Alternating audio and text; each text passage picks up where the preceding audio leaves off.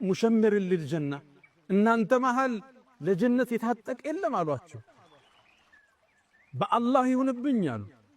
ጀነት እኮ ኑሩን የተለላ የሚያበራ የብርሃን የተንቀለቀለበት ዓለም ወረይሓነቱን ተህተዝ ስታየው ምልከታህን አይንህን የሚማርክ ልዩ ዓለም ነው።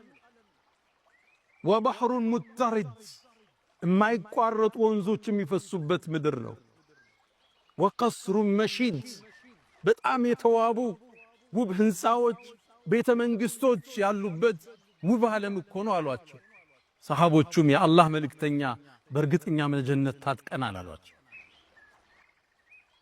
ጀነት ግንባታዋን አላህ የገነባት ለቢነቱ ሚን ዘሀብ ህንፃዎቿን ሲናገሩ ጡቦቿ አንዱ ከወርቅ ነው፣ ሌላኛው ከብር ነው፣ የሁለቱ ማያያዣ ሚስክ ነው ይላሉ ነቢ ዓለይሂ ሰላቱ ወሰላም።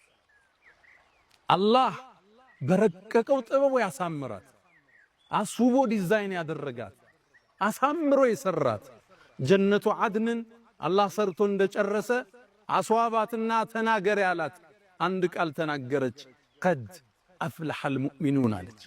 ይህን ጸጋ የሚያገኙት ሙእሚኖች ተሳካላቸው አለች። ጀነት ራሱ ውብ ዓለም፣ የጸጋ ዓለም፣ ማራኪ ዓለም፣ ረፍት ነሺ ዓለም፣ ለቢሊየን ዓመታት ብትቀመጥበት ማሰለቸው ዓለም። ጸጋ እኮ ይሰለቻል፣ የጀነት ጸጋ ይሰለች።